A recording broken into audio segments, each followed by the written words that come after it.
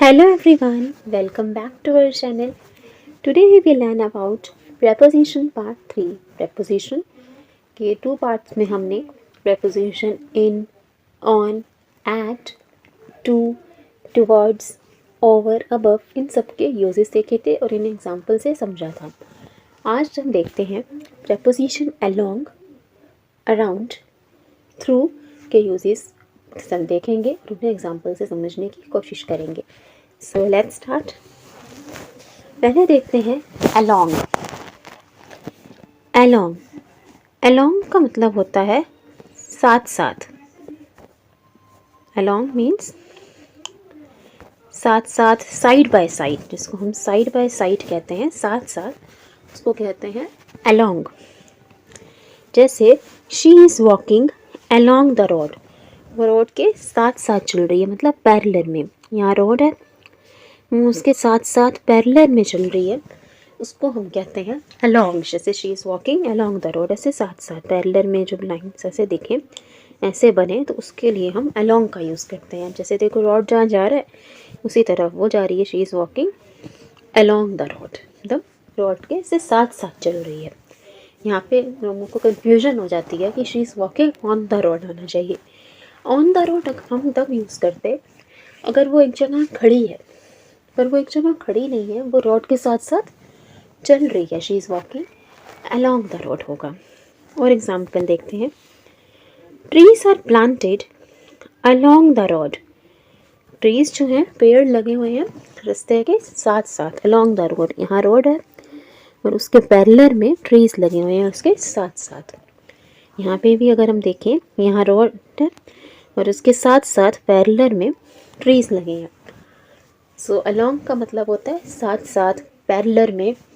उसके लिए हम अलोंग का यूज़ करते हैं, एक ही डायरेक्शन में, तो उसके लिए अलोंग का यूज़ किया जाता है. जैसे trees are planted along the road, हम देख सकते हैं रोड ऐसे और उसके पैरेलल में ही ट्रीज लगे हैं. और एग्जांपल देखते हैं. The man is walking along the beach. Along the beach, यहाँ पे गर्ल होगा, the girl is walking along the beach. देखो यहाँ पे बीच है जहाँ, उसके साथ साथ वो चल रही है, she is walking along the beach. तो पैरेलल है, तो इसके लिए हमने अलोंग का यूज़ किया है. सेकंड देखते हैं अक्रॉस.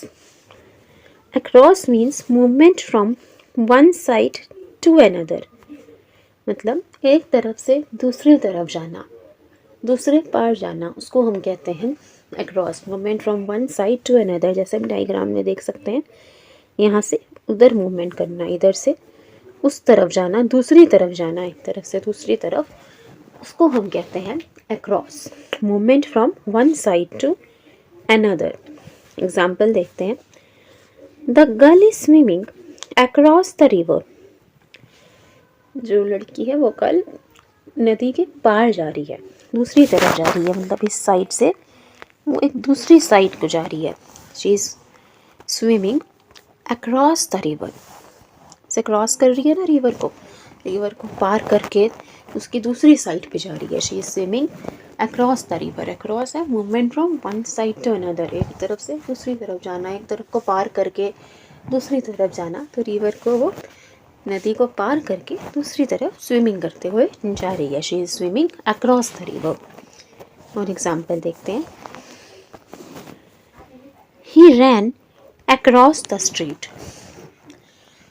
अक्रॉस द स्ट्रीट, वो एक सड़क के एक किनारे से दूसरी तरफ जा रहा था, एक तरफ को पार करके दूसरी तरफ को जा रहा है. ही रैन अक्रॉस द स्ट्रीट, वो सड़क के दूसरी तरफ भाग रहा है, अक्रॉस द स्ट्रीट. तो हमने यहाँ पे अक्रॉस का यूज़ किया. Across is movement from one side to another, एक तरफ से दूसरी तरफ जाना, एक तरफ पार करके दूसरी ओर जाना, उसको हम कहते हैं अक्रॉस. उसके लिए अक्रॉस का यूज़ करते हैं. और एग्जाम्पल देखते हैं preposition around. Around, to move around someone और समथिंग, किसी के या किसी चीज़ के आसपास घूमना, किसी चीज़ के आसपास घूमना, गोल गोल घूमना, उसको कहते हैं अराउंड. किसी चीज़ के या किसी इंसान के चारों तरफ घूमना, अराउंड, गोल गोल घूमना, उसके लिए हम अराउंड का यूज़ करते हैं। जैसे एग्जांपल देखते हैं, the plane is moving around the world. Plane world के, धरती के चारों तरफ घूम रहा है। आप देख सकते हैं जैसे एग्जाम्पल डायग्राम में प्लेन घूम रहा है अर्थ के चारों तरफ, वर्ल्ड के चारों तरफ। अराउंड का मतलब होता है गोल गोल घूमना, चारों तरफ घूमना, चक्कर लगाना, उसके लिए हम अराउंड का यूज़ करते हैं। The plane is moving around the world. और एग्जाम्पल देखते हैं, the bird is flying around the tree. Bird around the tree, fly कर रही है, उड़ रही है पेड़ के चारों तरफ। The bird is flying around the tree, मतलब पेड़ के चारों तरफ ऐसे गोल गोल घूम रही है, उसकी चक्कर लगा रही है, इसके लिए हमने अराउंड का यूज़ किया है। ठीक है, किसी चीज़ के चारों तरफ घूमना, गोल गोल घूमना, उसके लिए अराउंड का यूज़ करते हैं। अब देखते हैं लास्ट प्रपोजिशन, थ्रू। थ्रू का मतलब होता है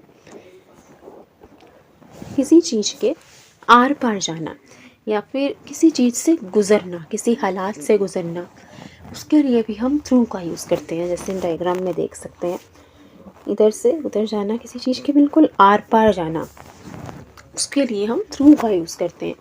जैसे अक्रॉस होता है एक तरफ से दूसरी तरफ जाना, अक्रॉस और थ्रू में कंफ्यूज मत होना। अक्रॉस होता है एक तरफ से दूसरी तरफ जाना, लेकिन थ्रू है कि बिल्कुल एक चीज़ से होकर के निकलना, या किसी हालात से गुजरना, बिल्कुल आर पार होना, उससे हो करके निकलना, उसके लिए थ्रू का यूज़ करते हैं। एग्जाम्पल से समझते हैं, ज़्यादा समझ आएगा। The train is moving through the tunnel. Train जो है वो टनल, सुरंग के अंदर से होके गुजर रही है, उसे अंदर से होके जा रही है। Train is moving through the tunnel. अब ट्रेन पूरी अंदर जाएगी टनल के, सुरंग के होके पूरा निकलेगी। किसी चीज़ में होके निकलना, पूरा उसके आर पार जाना, उसके लिए हम थ्रू का यूज़ करते हैं। The train is moving through the tunnel. और एग्जाम्पल देखते हैं, the ball came inside the house through the window. Window के थ्रू बॉल जो है वो घर के अंदर आ गई, तो इसमें विंडो पूरी टूट गई, सारे कांच टूट गए और वो बॉल अंदर आ गई।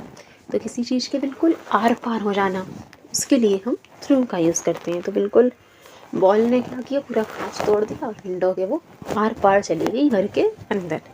The ball came inside the house through the window.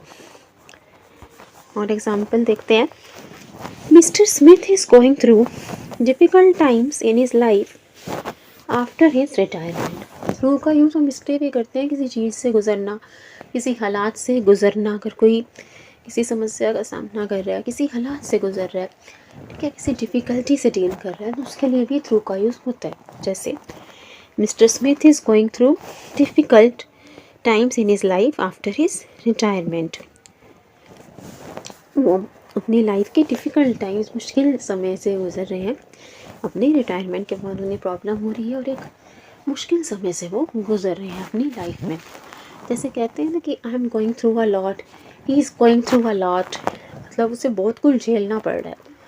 उसके लिए हम थ्रू का यूज़ इसलिए भी करते हैं, किसी चीज़ से, किसी हालात से गुजरना, किसी मुश्किल का सामना करना, किसी समस्या का सामना करना, उसके लिए भी हम थ्रू का यूज़ करते हैं। और थ्रू का मतलब ये भी है, हमने देखा अभी, किसी चीज़ के बिल्कुल आर पार हो जाना, उसमें घुस जाना, उसके लिए भी बिल्कुल थ्रू का यूज़ किया जाता है।